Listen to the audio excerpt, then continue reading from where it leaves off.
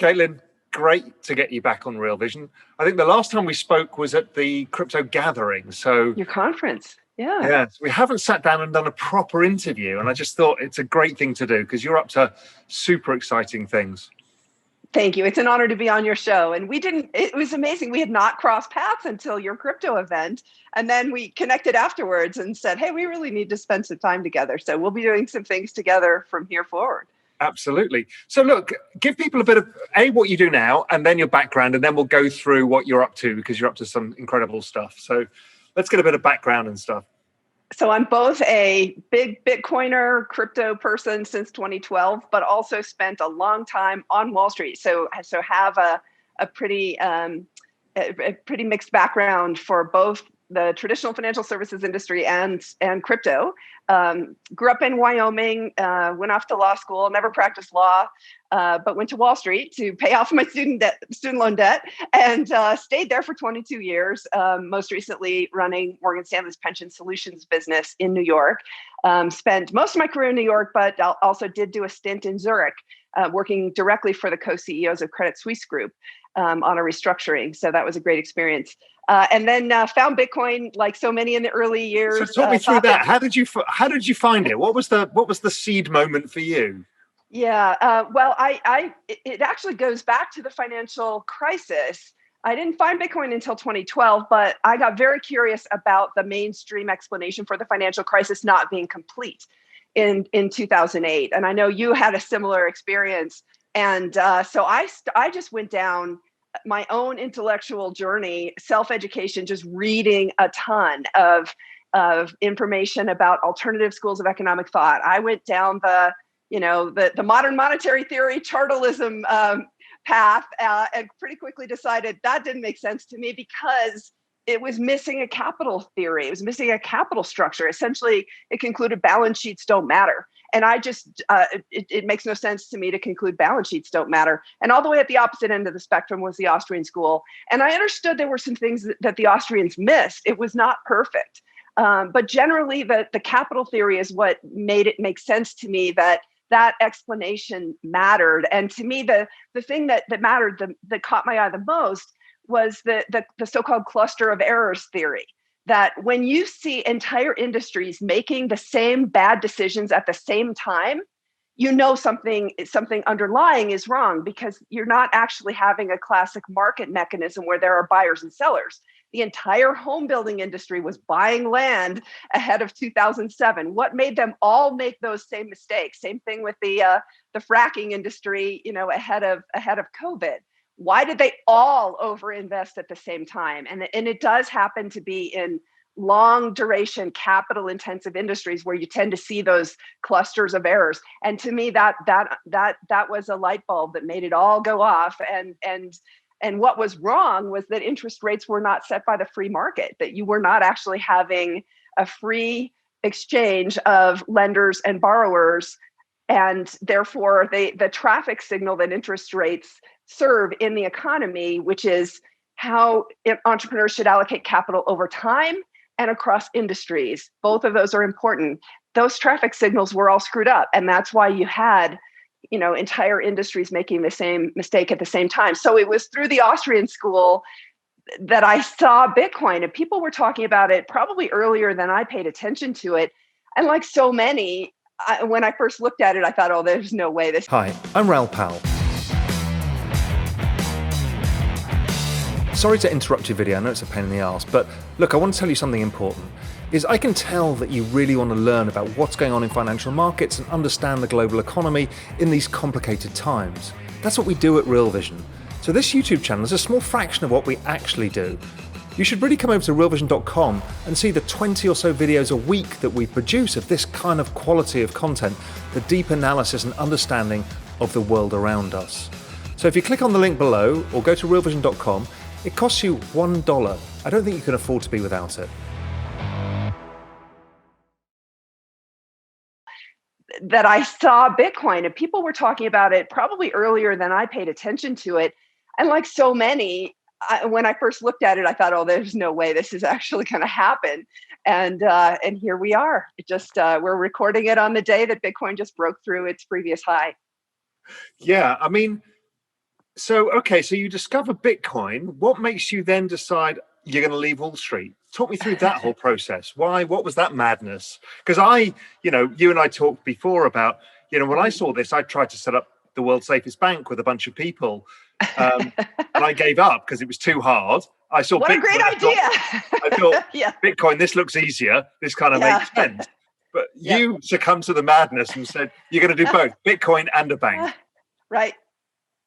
Well, that was a journey as well, because I didn't start buying Bitcoin until 2013. It took a long time. And back then, there were not as many resources as there are available today to people getting into it. It's probably in some ways more bewildering because you don't necessarily trust the sources that you're getting your information from. If you just type in how to buy Bitcoin, there are a lot of scammers around, of course, but back then there really weren't. It was groups of people talking to each other and teaching each other, and it was a different experience, but it was much harder to learn. We didn't have Saifedean's The Bitcoin Standard to give us both the monetary history as well as a lot of the theory behind why it has value. But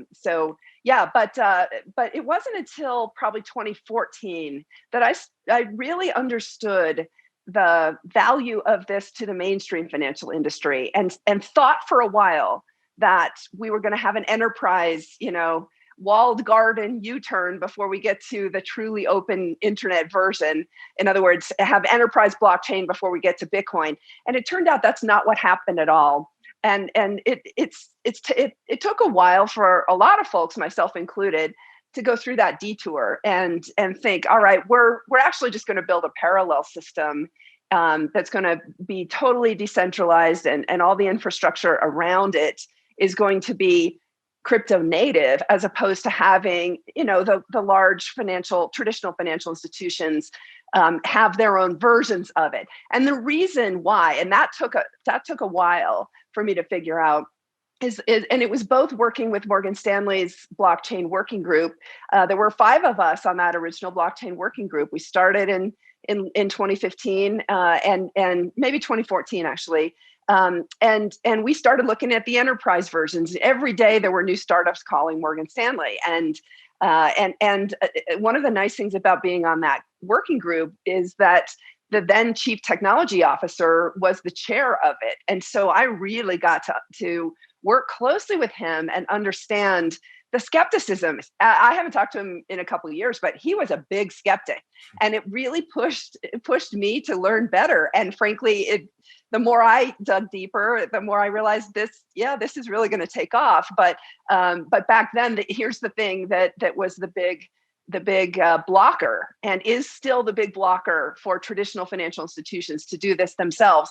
The market structure is fundamentally built on layers of intermediaries, and settlement of both securities and payments happens on a delayed net settlement basis. By contrast, in crypto, the markets are decentralized, no layers of intermediaries, and settlement happens on a real-time gross settlement basis as opposed to a delayed net settlement basis. Those essentially make the two systems fundamentally incompatible. And that is one of the reasons why we never went through that enterprise walled garden intermediate step of having the enterprises have their own versions of blockchain, because it's just too radical a change. You can't have centralized databases with multiple intermediaries involved in every transaction, and all of a sudden everybody rips that out and puts in decentralized structures. It's a rip and replace. A bunch of banks got together and formed that big consortium. Whatever happened to that? Well, it's still going. And interestingly, there are projects, one of which I was working on at Symbian, which is the enterprise company that I left. When I left Morgan Stanley, I joined Symbian. There are projects that are working, but it's mostly for sharing information, which makes total sense. So for example, Vanguard is in production with a project that I helped lead the pilot on back in 2017-ish. Maybe it was 2018, that for Vanguard to share market index data. Of course, it's a big market index player, and the index data has to, by law, come from a third party. Well, there's no information advantage to getting that market index data any sooner than your competitors, right? It's third-party data. What you really care about if you're an index fund manager is making sure that the data is accurate and making sure that you have a good audit trail and making sure that when the data actually comes in from the third-party provider, that it goes to the portfolio managers as fast as it possibly can, so the portfolio managers don't have tracking error. That's all about data integrity. That has nothing to do with money. It's information sharing. And in those kinds of information sharing, market data, market prices, those kinds of things, it makes perfect sense to have shared infrastructure of an enterprise blockchain. And where we have seen the enterprise blockchain technology take off is in those areas, but not in the actual transfer of financial assets. I think we will get there, but the path that we're going is very different. What I thought it would be was sort of the big bank consortium. Everybody settles upon one protocol and they all adopt it, and eventually then all the securities will be issued on that protocol. Instead, what's happening is the decentralized protocols that are not built by the traditional financial companies are the ones that are taking off. And we haven't really seen much yet in the way of securities being issued on those protocols, but I'm very hopeful that they will be. And so we have now two parallel financial systems. We've got the traditional one with this very different market structure, and we've got this new parallel crypto-based one with a very different market structure that's decentralized and based on real-time gross settlement. Now we're building bridges between those two, but I really do believe that the crypto decentralized version is ultimately going to take over, as Trace Mayer used to call it, the apex predator of the financial system. It's just much better technology, and in the end, the incumbents may throw sand in the wheels, and regulators may slow things down, but the better technology always wins, and that's going to happen here as well. What about the custody layer? Because that was one of the things that really spooked me back in 2012 when Europe almost went under. I realized how fragile that whole custody layer was, and that at DTCC level and Euroclear level, there was no segregation of assets. Right. It's a big swamp, and if a sovereign ever defaulted, the whole thing is gone. What about the custody layer? How do you see that working out with blockchain? Because it clearly has to move there. Well, I think two parallel systems, right? We've got the crypto custody that's happening, that's built for how custody should be. And then we've got the old traditional system that is not built for how custody should be. Most people think that when they buy shares, that they own the shares. And you and I both know that's not the case. What we own is an IOU from our broker dealer, who owns an IOU from their custodian, who owns an IOU from the centralized authority, whether it's in the securities markets, the DTC in the US, Euroclear or Clearstream in Europe, or even that's the way money works too. You all ultimately, all the banks own IOUs coming from the Fed. So you've got, again, this layered system where at the top, you've got the centralized authority that's the real issuer. That's where the property right is. That's where the legal title to the asset is. And then everything that they issue down in these subsequent layers is just an IOU hanging off that. And it took me a while to figure that out. I remember reading a bond prospectus and seeing that in the bond prospectus, it was a Procter & Gamble bond, although they're all the same. There was an express disclaimer that the issuer of the bond does not owe any payments to the owner of the bond. And it's just the strangest thing when you read it. Wait a minute, what am I paying for if the issuer doesn't owe me any principal or interest payments? What on earth am I paying for? And the answer is the issuer owns the principal and interest payments to their depository, to the trustee, and the trustee in turn owes the interest and payments to the custodian, and the custodian in turn owes the interest and payments to the broker dealer. So you, by the way, if you think about the legal structure of that, you have no what's called privity to the issuer. You can't sue the issuer. Your broker dealer has to sue the issuer if something goes wrong. and you can't make your broker dealer sue the issuer. So it's very screwed up. It's not the way custody should work, but yet there's nothing nefarious, it is worth saying, about how this market structure evolved, and it's because of technology limitations that once existed. So this market structure was the best we were able to do back when securities were in paper form, and even when they first started going to more to what's called dematerialized form, the early versions of technology. It made sense because both processing power and storage in IT was very expensive. And so what you wanted to do was minimize the number of transactions that were processed every day. And that's why we have this delayed net settlement system with all these multiple layers of intermediaries. Everybody's netting. So when you go to Charles Schwab and you buy Apple shares, they're actually not giving you the Apple shares, the real thing. Now we know that. They're also netting up against somebody who's selling Apple shares within the Schwab system. And so every night what they do is settle. Now it happens more than once a day, but back then it was literally overnight. This is why it took, when I started in securities, it was 5 days to settle a stock trade. Then it was 3, now it's 2. Why isn't it real time? That's long ago not a technology limitation, but you can sort of start to see why, because all these, you have to net the buys and sells, and then the different broker dealers will net the buys and sells against each other. And then the custodians will net all their netted buys and sells with the DTC every night. And guess what? The systems never are in perfect sync with each other, because by definition, a delayed net settlement system will never have all the records match.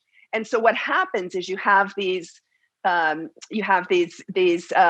tolerances, shall we say, that are built into the system, where everyone understands that you may have, on average, I would guess it's maybe 1 to 3% difference between the actual number of shares outstanding and those that are recorded on everyone's brokerage statements. And we had an extreme situation that illustrates the point. In 2017, a lawsuit in the Delaware Chancery Court, and all the owners of Dole Food had to turn in their brokerage statements to claim additional consideration in a merger. The facts on why they had to do that aren't important. What's important is that there were 1/3 more claims to the Dole Food shares filed with the Delaware Chancery Court, all of which were backed up by valid brokerage statements. 1/3 more claims than there were actual Dole Food shares. So let's stop and think about what that meant. That meant that Wall Street was satisfying real demand for the Dole Food shares with fake supply. And anytime you have fake supply of something come into the market, what is it going to do? It's going to suppress the price. It's simple supply-demand dynamics. And so this is not a zero-sum game. This is not let's go figure out who the real owners were, because the real owners had their pockets picked, because all this fake supply was coming onto the market that was satisfying real demand, and therefore the price was being suppressed. And so, that's the problem with all this. It's not necessarily nefarious. There were definitely nefarious people involved in the Dole situation. I think actually, because your listeners are sophisticated people, you will definitely understand this. I'll go into a little bit of what happened. And here's the challenge: companies cease to exist in a merger on the day of the merger closing. So let's call it June 30th. I think that's what it was in the Dole case. It was June 30th. The problem is, as we know back then, stock trades were settling 3 days after the trade date. And so you actually had the stock trades for June 28th, 29th, and 30th settling on July 1st, 2nd, and 3rd, right? So literally the company ceased to exist on June 30th, but you had those final 3 days of trading that had to settle after the company ceased to exist. Well, the problem is that the depository trust company doesn't actually still own the securities. They had to turn over the global certificate for all the Dole Food shares to the acquirer in order for the merger to close. You actually have to transfer title at that point. But you have all these securities that are still trading in the final 3 days of trading. And that's where there was definitely fraud, because there were a lot of probably hedge funds, merger arb hedge funds, who knew that they had sold the shares in the final 3 trading days, and who knew that there would never be a truing up of the actual shareholder ledger of who really owned Dole Food shares. And so they attempted to double dip. What I don't understand is why the Justice Department has never gone after what was an obvious situation of fraud. Why? Why did the SEC and the Justice Department just let that slide? I don't understand that. But it's a fact. And what I came to learn is that those situations exist in every merger and in every situation where the securities have to be turned over to somebody at a particular date. I learned all that through my pension transactions, because we actually transfer billions of dollars of securities on a particular date. And lo and behold, in one of those instances, the pension fund had put all of the securities in a segregated non-lending account at one of the large custodians. It was supposed to be in the trust company, segregated non-lending, and guess what? The custodian called the day before the merger was supposed to close, and all those securities were supposed to be delivered, and said, we don't have them. They had lent them out without the authorization of the pension fund, without the ability of the pension fund's chief investment officer to even tell, because his brokerage statement, when he logged into his account, showed that all the securities were there. And now you see how that can happen. Of course, it's going to show all the securities were there. The custodian owed the securities, but those securities were not real. They were just IOUs. And in those cases of the missing securities, they were fake securities. They were fake IOUs. And they were real IOUs, but against the fake securities. And so we had no way until the day before of discovering that. And that's not how custody is supposed to work. Custody is literally supposed to be a money warehouse. If you go back to the old gold money warehouse days, it's a warehouse receipts. It only gets more complicated when you add the fact that when I was speaking to the New York Fed, when I was in the process of looking at this bank, the New York Fed said, oh, by the way, the average US Treasury is reused 32 times. 32. Wow. I'm like, wow. Yeah. I said, and who tracks the ownership of that? Basically, nobody. They don't have a way. Yeah. We added the derivative layer on top of all of that. Right. So, there's I think there's 1.2 quadrillion of derivatives. Yeah. And it's a mess. I mean, there is, yes, some of it's now gone on exchange, but the whole thing is, in the end, when it comes down to why I think blockchain is so important at this, is nobody knows who the hell owns what. And as you said, in the current system, it's not provable. That was what Lehman Brothers was. That's exactly right. And there's a lot of details behind the bankruptcy law as well. There's a terrific article, maybe we can put it in your show notes, about it, written post Lehman, so a couple of years post Lehman, that essentially says, if we have a bankruptcy of a custodian, it's going to be very, very difficult to figure out who really owned what. And the reason is there's a conflict between state law and FDIC receivership law. And this gets to, we've chosen in the US to have liquidity matter over clarity of property rights in the securities industry, right? That's why we have all these IOUs. We just want trading, and in general the system works. And in these situations like Dole Food, okay, it's a mess, but to your point, if we ever have a default of a sovereign, holy moly, that's going to be a bloody mess, because we don't have a way to figure it out. And that's exactly what this article was laying out. It's a law review article, but everybody who's a fiduciary who manages money should read that article, because it's going to have an impact on how you structure your custodial arrangements. And what we learned in that situation with that pension client and the custodian, this was back in 2014, what we learned is that paying up for a segregated account actually bought you almost no additional protection, almost zero. In a bankruptcy, all that segregation is probably going to get broken. And so I know you and I talked about rolling forward to what Avanti's setting up, and the whole Wyoming digital asset custody regime. We are absolutely the best custody regime in the United States, hands down, period. And the reason is because we've got a legal structure that defends the property rights, the clear title of digital assets. You can't do that with securities because securities are all issued in this global security structure where the DTC has the legal title to the securities.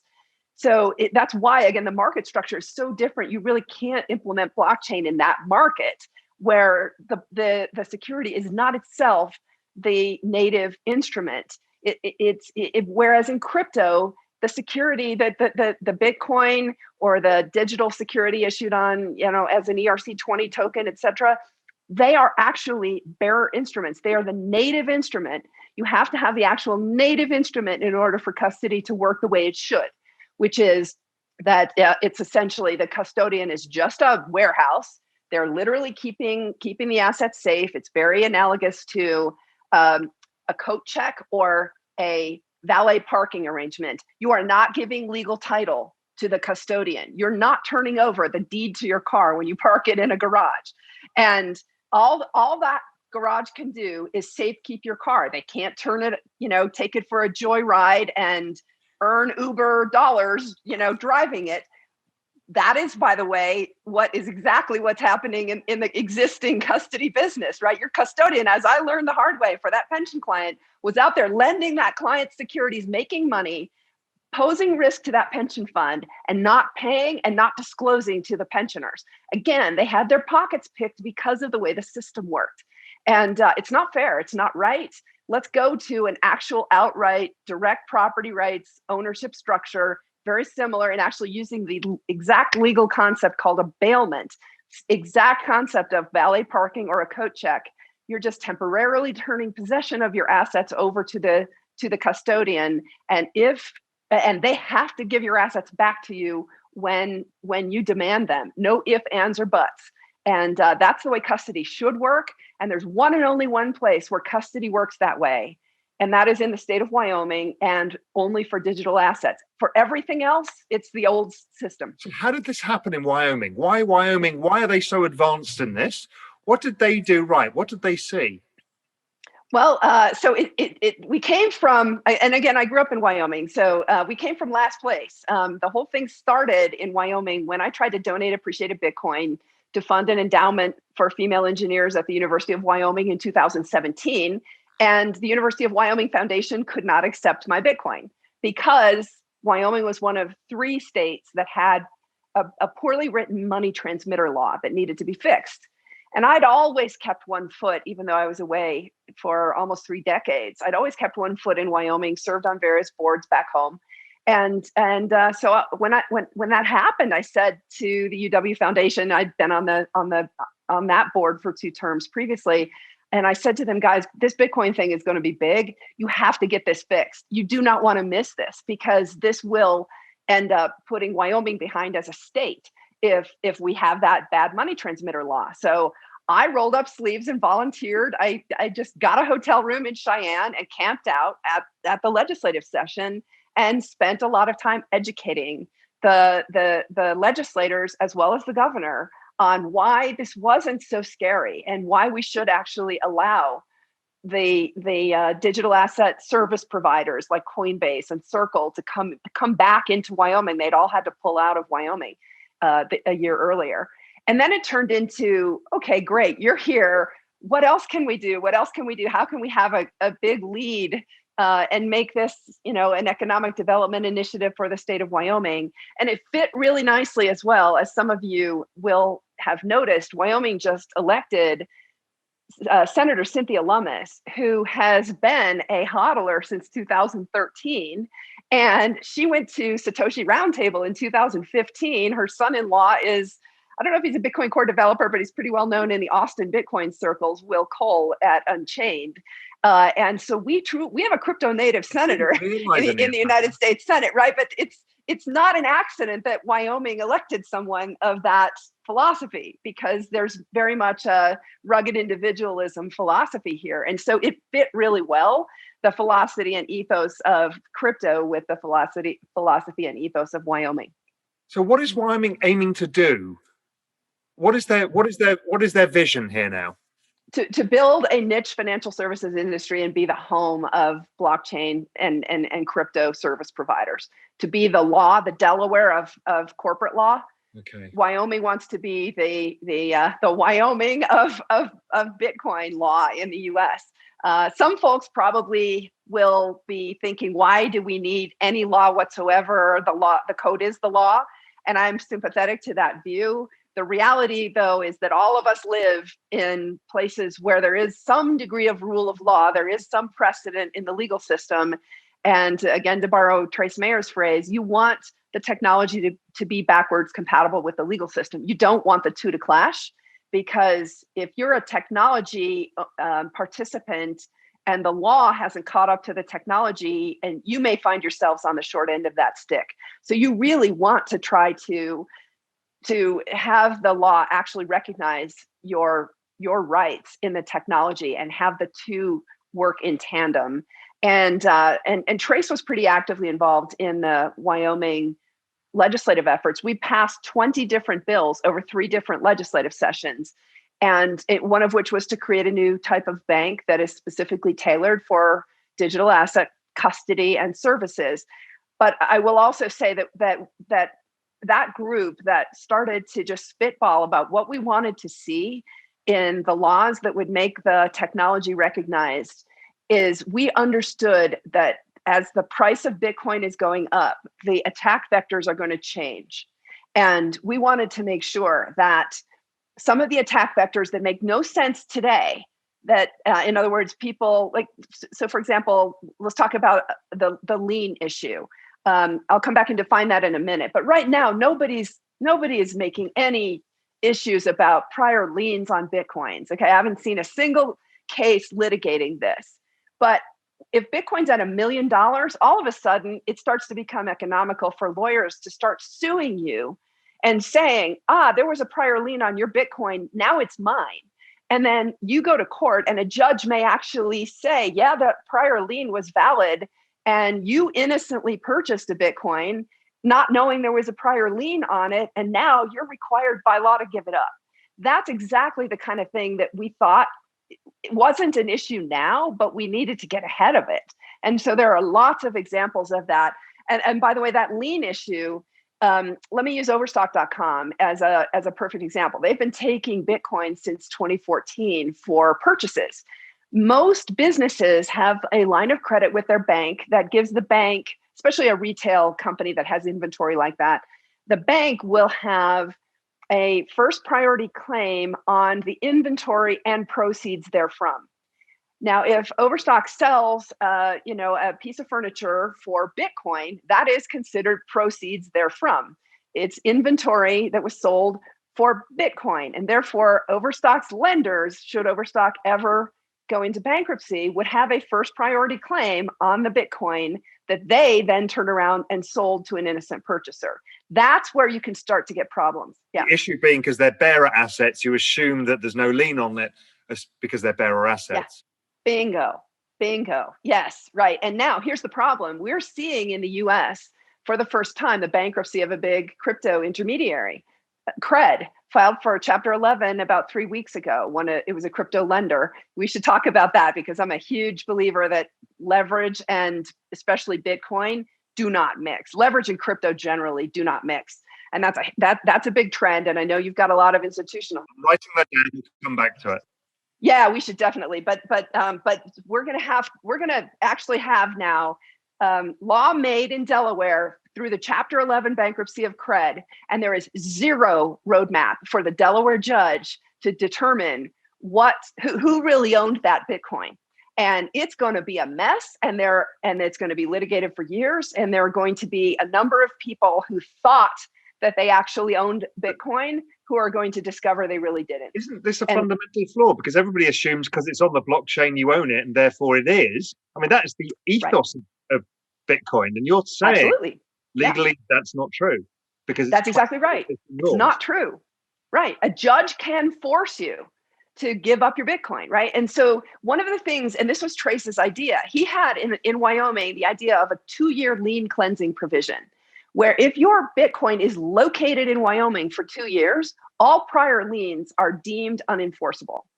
And that's important because to the extent that there may be somebody in 2014. So, let's just say Overstock it's one of my favorite companies. So I hate even saying this because, but let's just say they do hit a wall at some point, and not, again, they're not on the verge of doing that. I want to make it clear. I'm in a hypothetical here. Let's just say that they did hit a wall and that they did take Bitcoin as proceeds for the sale of inventory back in 2014, and that Bitcoin's changed hands hundreds of times since then. It is entirely possible that a judge will reach back and say, no, that Bitcoin belonged to Overstock's bank. And then you would have to trace through who got it. And if that owner happened to be in the United States, it is entirely possible that that owner would end up being required by a judge to give up that Bitcoin. And isn't another way, would another way around it not be for everybody to hold them, for larger holders to hold them in trust abroad, offshore, because then you're protected from all of that, right? Yeah, but then you can have attachments, right? We've seen litigation relating to assets offshore where anybody who has a nexus with the United States, that bank, and by the way, the banks are global mostly, they're also going to have an ability to go attach that asset. You just don't want to end up in that situation at all. And so in addition to the 2-year lien cleansing provision, one of the other things that Wyoming did that's so important is we mapped Bitcoin to money. It's not legal tender. Wish we could do that, but the US Constitution says that only Congress can say what legal tender is. A state can't do that. But what we can do is say, all right, for commercial law purposes, that money, that Bitcoin is money. What's the impact of that? It means that if you are an innocent purchaser and you are not knowingly defrauding the seller or defrauding anyone when you purchase the Bitcoin, that you what's called take free and clear of all adverse claims. And so, in other words, if there is somebody else who's claiming a lien and they didn't what's called perfect the lien, I'm getting into a lot of legalese here, but if you're an innocent purchaser, you take it free and clear. That's how cash works. That cash, there's some percentage of $100 bills that have, I think there's a trace of cocaine on every $100 bill that exists, right? It's been through nefarious hands. But the fact that came through nefarious hands, if you're an innocent purchaser, you're not responsible for that. They're not going to go back and grab that cash from you. And that's what Wyoming has done. That's not what Delaware has done. So now we have this Chapter 11 lawsuit with a lot of folks who are going to be claiming that Bitcoin was actually theirs, and they're going to discover that it may not have been. And it's just going to be a mess. And so again, like for the hodlers who really care, and again, your group of your audience is going to include a lot of fiduciaries who have to think about this for their customers. You don't want to take the risk that you're so good with the custody, right? You're going to button all that down, and then it turns out that you've actually got this attack vector from the legal system that you hadn't thought about. You want to think about all of these things as fiduciaries, and because any of them, there's risk in everything. But even though these may sound like edge cases right now, because Bitcoin at 20,000 is, it's not worth enough for the plaintiff's bar to start coming after all the hodlers claiming that. How does this work with gold, which is a bearer asset? Yeah, it's the same thing. Well, gold and silver actually do. It's not quite the same thing. Gold and silver actually do have precedent because specie is considered legal tender. And by the way, in 2 states in the United States, it's considered legal tender as well. Those 2 states are Wyoming and Utah. And so literally you can pay off your debt with gold and silver in those states and that's because it's of the way it's written in Article 1, Section 10 of the US Constitution. So specie definitely has a special status as legal tender that is different than crypto. Again, if we're ever going to make crypto legal tender, it has to actually go through Congress. It probably has to be a constitutional amendment. But what we've done in Wyoming is the best next thing, which is to say, all right, nobody else can attack your property right in your bearer instrument. And we've now made the law consistent with how the technology works. He who possesses the private key owns a Bitcoin. So what is it that you're doing with Avanti now? Because you're in the final stages of getting set up. What business are you building? Well, we're building a custody business based on Wyoming law and a service business for those who choose to have on and off ramps back and forth between crypto and dollars, again, primarily Bitcoin, as well as services around that. So trading services, we will not be operating an exchange or a principal book. We are literally just a platform. We're a platform company, a technology company that happens to have a bank license. So it's custody, it's US dollar on and off ramp, and all services related to the trading of crypto. So how do you, I mean, obviously the big fear, and I get a sense the narrative is behind, it's not your keys, not your crypto. My guess is crypto custody is much more secure these days than the average person thinks it is. How do you think about that? How are you solving for safe custody in this situation? Well, one of the nice things is that we actually have two engineers who know how to do this. They've done this previously within regulated financial institutions. Our chief technology officer is Brian Bishop. He built the secure custody platform for LedgerX, which was the first CFTC licensed Bitcoin derivatives exchange. And we actually have a number of former LedgerX engineers on the team. We're very close to LedgerX as a company.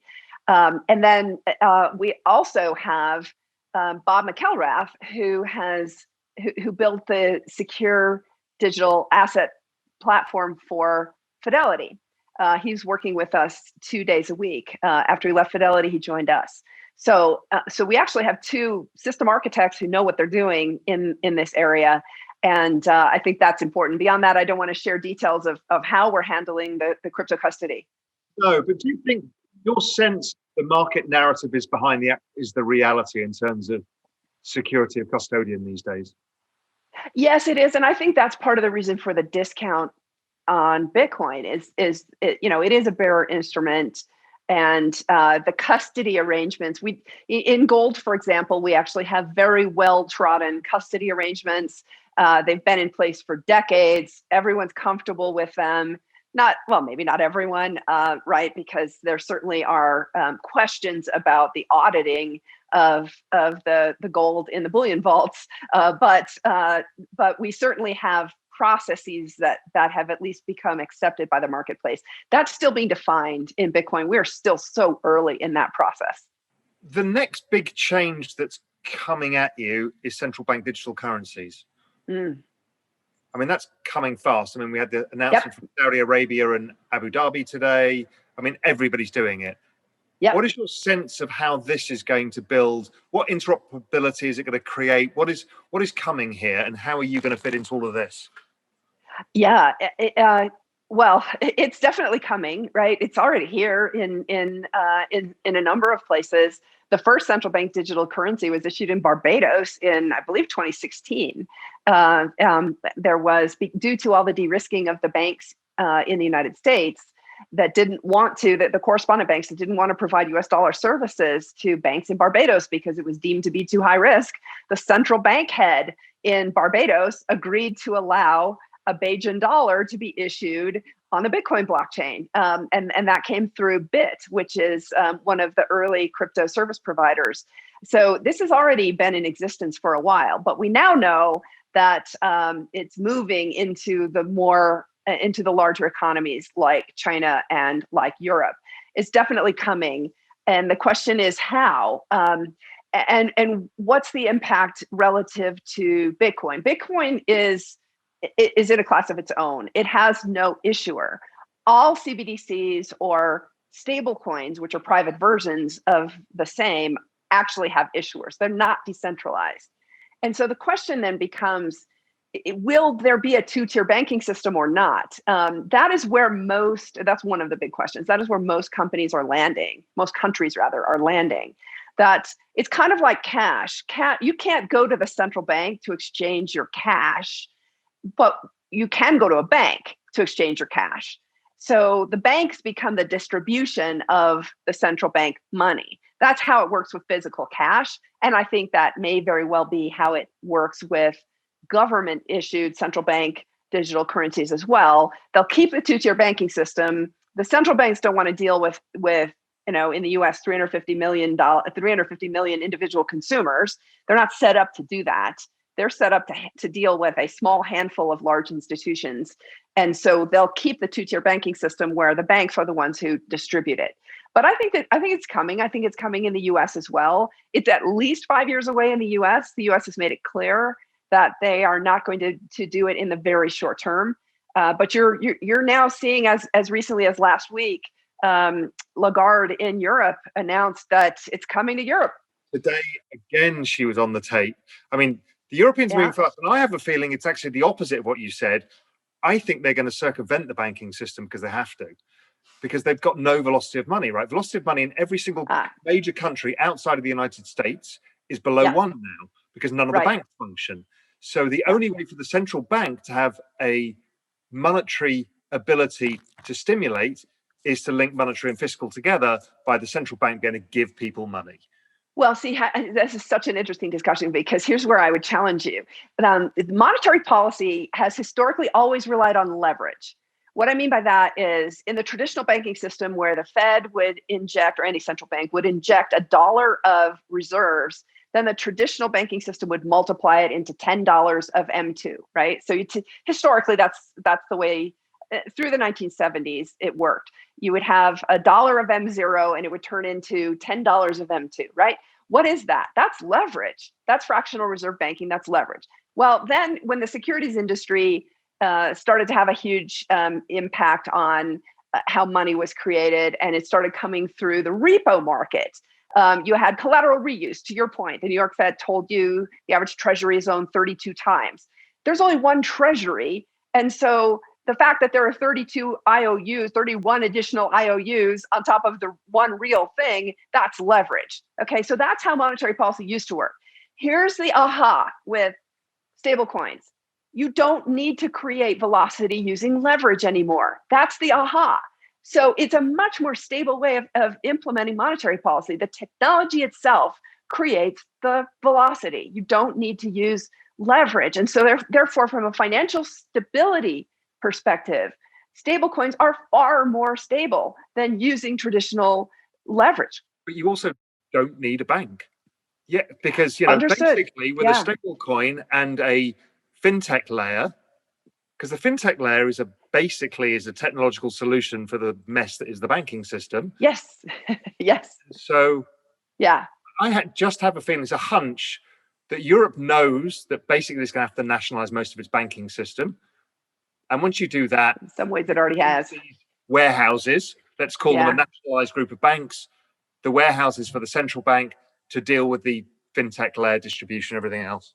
Yeah, well, to your point, one of the things that's happened is the central banks have so liquefied the system through QE that you can look at it on one basis that velocity has collapsed, or you can look at it on another basis that we actually haven't really increased the leverage. All we've done is take the leverage off the private sector's balance sheet and transfer it to the central bank's balance sheet. But the total amount of debt outstanding hasn't changed, just the geography of where it showed up has. And so what's happening is basically we're just monetizing all that debt. It's happening before our very eyes. And that debt was issued, going back to 2008. The debt was issued by the private sector, and we just deleverage the private sector and put it all onto the central bank's balance sheet, and they're just going to continue to keep deleveraging themselves. But the private sector continued to add to their debts as well. I mean, corporate debt rose another 50% or so, or 100% or so of GDP since the crisis. I mean, it doesn't stop. The dealer balance sheets deleverage, though. So if we step back, like, where is liquidity coming from in the financial sector? It has to come from one of three places by definition, either from the private sector banks. This is people's savings or just leverage on the private sector balance sheets, or the central bank's balance sheets expanding, or it can come from the combination of the two by just using those existing reserves more efficiently. And that third bucket is where stablecoins fit. So right now, there's zero monetary benefit to all those reserves that are just parked, all that cash that's just parked at the Fed, right? It's, to your point, there's no velocity. It's not being lent out by the private sector. But if all of a sudden those things turn into stablecoins or into CBDCs, now you start to get a lot of velocity from those existing reserves. It takes the pressure off continuing to expand the balance sheets which the balance sheets are expanding both in the private sector and in the public sector a lot faster than GDP is expanding. In other words, we're using leverage in order to get there. Well, we don't need to continue to use leverage if the velocity naturally comes from the technology. And that's my point. This is actually a much more stable way to implement monetary policy than to continue to just pile on leverage, because eventually you run out of equity, built up equity. If you step back and think about, the Austrians in the 70s said the dollar was going to collapse, right? And then a lot of people in 2008 were saying, dollar's going to collapse, we're going to have a hyperinflationary depression. It didn't happen in either case. Why? Why didn't it happen?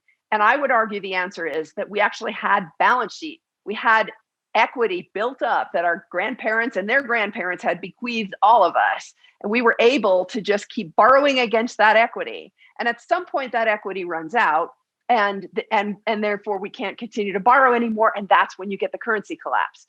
It's happened in every economy where there's been a currency collapse in history. That's exactly what's happened, right? You start clipping the coins in Rome, and you're basically just using your prior savings. This is how China has been able to have so much leverage for decades. They spent decades building up their balance sheet. They had saved equity that they could then turn around and use to lever.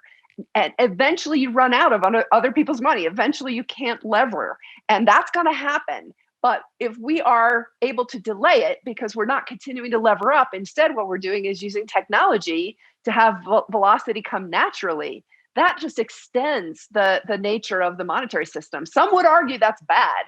I would argue that's it basically extends the dollar's reserve currency status for a while. Is I've gone through most of the central bank papers, and there's some great conversations with Benoit Cœuré from ex-ECB, who was running their whole digital project and now is at the BIS. Yep. He's made it absolutely abundantly clear that central banks are going to take two choices. One is just essentially a stable coin with nothing attached. Yep. Most likely smart contracts with the ability to fiscally stimulate and you need programmability outcomes with programmable money. Yep. So there's a hugely different world. I keep trying to explain to people don't really get it yet, but this is a gigantically different world where monetary and fiscal mixes, where behavioral economics and incentive-based systems become the economic modus operandi, not monetarism, Keynesianism, or any of these things. Interesting. Everything is about to change. And it all fits in with what you're doing, how the custody system is going to work. I mean, you're not going to have, again, people aren't thinking, you're not going to have central bank digital currencies if the entire industry isn't going digital. Right. Literally everything. And they've all regulated Bitcoin because they know it's a decent collateral asset and you need it. Yes. And that's why it's not going to be banned, by the way. A lot of people, and I think part of the reason why Bitcoin has traded at such a discount to its implied value using commodity models like stock to flow is that a lot of folks thought that it was going to be banned. You and I both long ago realized that wasn't going to be the case. And so it's cheap. So as the rest of the world figures that out, you can capture some of that discount for yourself. But I completely agree. Everything's going to change.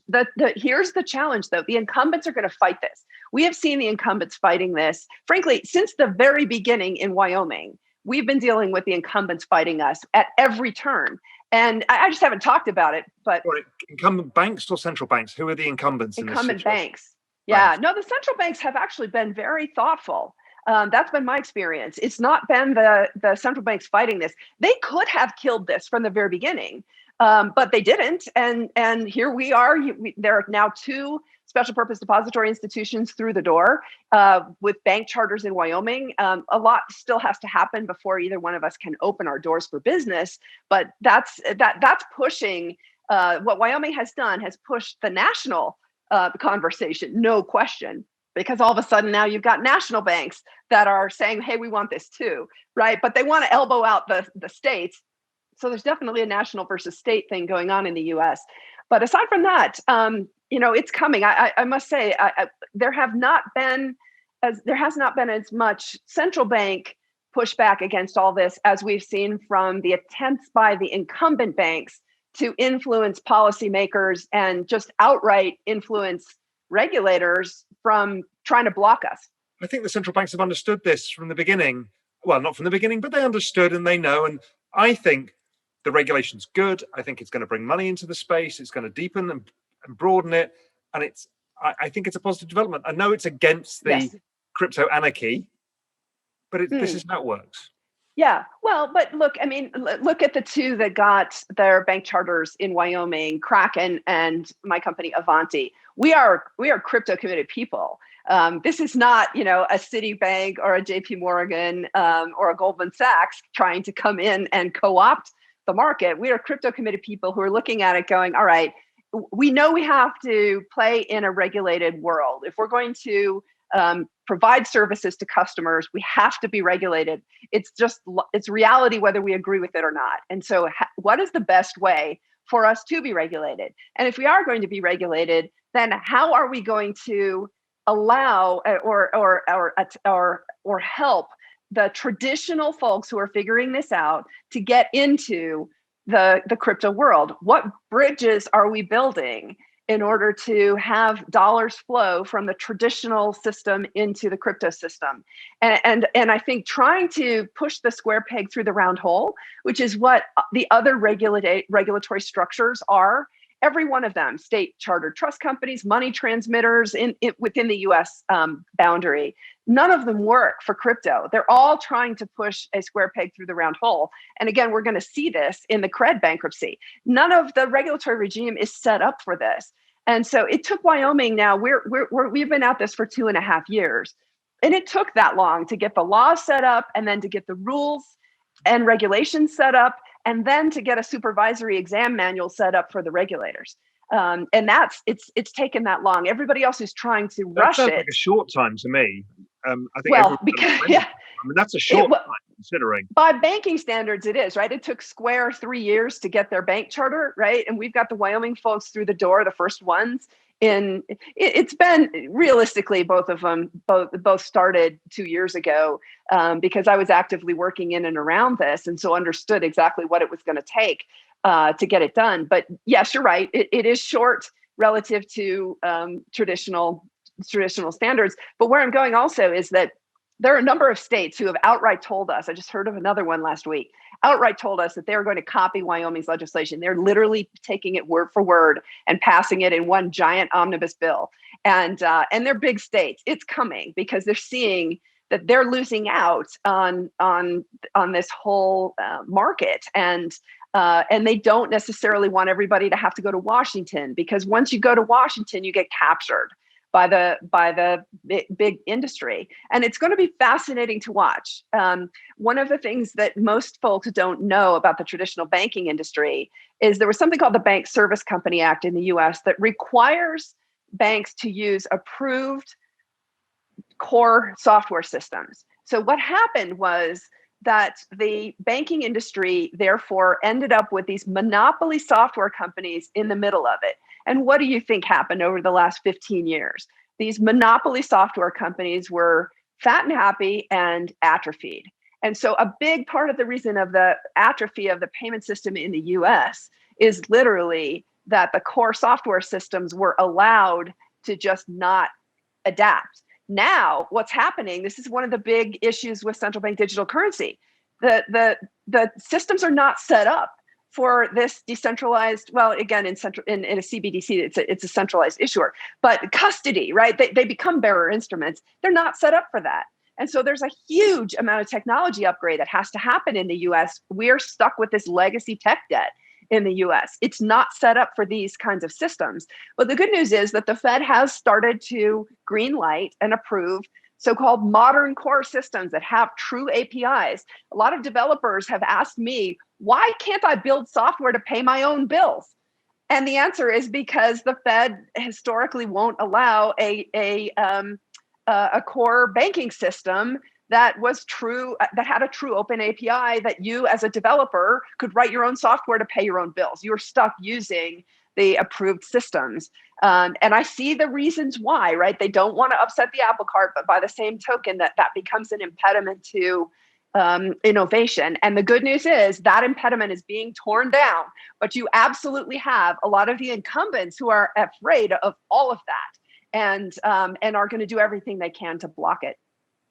So here's a final thing to wrap up, because we've already been over an hour. There's so Yeah. much fascinating. Okay, so this is just the first part. We're about to tokenize everything. Yes. I mean, it's going to be from real estate to intellectual property, from music rights to, I mean, you name it, it's coming. We're just not set up for that yet either. Nope. We are not. We are not. And again, Well, a lot good of talking it is about Bitcoin, but it's a lot bigger than Bitcoin. Oh, absolutely. And that, like I said in the beginning, I think what's happening is we've got this parallel crypto native financial system that's building up. All these companies are crypto native software engineers. By the way, that's a relatively rare skill. You don't see that in the engineers that are hired in the traditional banks, because they're used to working in a centralized database, multi-layered intermediary system with everything on a delayed net settlement basis. They don't have distributed systems engineering skills generally, or even cryptography skills, because most of the, basically in the traditional banks, the IT architecture is set up with firewalls, but inside the firewall, everything's unencrypted because it's got to be available, especially for high frequency trading and things like that, right? So you can't have the decryption algorithms functioning inside your database. Whereas in the crypto system, obviously you need decentralized systems and cryptography, right? It's just really different IT skills. And those it's a relatively rare skill. There are not a lot of engineers who know how to do it and do it well. And guess what? They're not generally working for the big traditional banks. They're working for native crypto companies. And so I do believe that's where the infrastructure play is in these native crypto companies who are going to be providing the services around tokenized assets. And it is absolutely coming. It is so exciting what's happening. And it's not just in the Bitcoin world, it's in the Ethereum world. And there are a number of other protocols that are truly decentralized, where we as a bank, we're proposing to issue a digital dollar. And the first two protocols on which we plan to issue it are the Liquid protocol, which is a sidechain of Bitcoin, as well as Ethereum. And it's because those are the two most secure. Those are the two protocols that have been tested in the marketplace and have been through trial by fire, one of which was literally 2 weeks ago, where we had an accidental fork in the Ethereum network, right? And that could have been a royal mess for all the stable coins, because the stable coins that are issued on Ethereum, there was a few hour period of time where there was a chance that they all had to be redeemed for cash. Do you think that the banks that were holding the stablecoin reserves would have been ready for that? Do you think they really understood that was coming? Again, I doubt it. Whereas a crypto native company really does understand those things. And that is why ultimately we will see, I think, the infrastructure all be built up in crypto native form. And maybe eventually it will all be acquired by the traditional banks. But I think it is important. There's going to be a blend. There's going to be crypto companies acquiring banks, banks acquiring there's going to be a Darwinian process that needs to happen here. Absolutely. And we've seen that so many times. That you and I have been in financial services for, most of our careers. So many times I've seen the banks acquire the non-banks. Yeah, all the market makers, for example, they were the electronic market makers. When I was at Goldman, we bought Hull Trading, we bought Spearlead, Kellogg, because they were making all the margin and we couldn't compete. So the best thing to do, buy them. And then buy them, right? And that's happening here, right? No question. And so it's going to start with sub-custodian relationships. There are stories out there already about the large banks that are running sub-custody RFPs, and that's how it's starting. But I think it's interesting because having come from one of the large banks, actually you did as well. You know how afraid they are of technology that's so radically different, and it's and they all generally have really old tech stacks. And it's hard to plug something like this into an old tech stack. That's why the Fed approving these modern core banking systems is really important. That was an important building block to getting the traditional banks to be able to come in, because if you don't have a functioning open API, you're not going to be able to deal in crypto. You're just not. That's a prerequisite, and it doesn't exist at most banks in either the U.S. or in Europe. Europe is a lot further on the open banking initiative than the US is. US is really quite far behind. Kaylin, this has been fascinating. I'm looking forward to checking in with you as the story develops, because it's a hell of a story and it's very exciting. Yep. You've had to take a lot of pain to get to where you are, but Yes. you're almost there. So just keep holding on, you'll get there. Yep, indeed. Thank you so much. This has been fun, and we'll check in periodically to let you know how this goes. And congratulations to you, because Real Vision was all over, especially you, the Bitcoin play this spring, and you were challenging the efficient markets hypothesis. No, it wasn't in the price, and you were absolutely proven right. So congratulations. Thank you, Caitlin, and I'll speak to you very soon. Sounds good. Thanks. Thank you for watching this interview. This is just a taste of what we do at Real Vision. To learn more about the complex world of finance, business, and the global economy, click on the membership link in the description. Give us 7 days to change your life. This will be the best dollar you ever invest.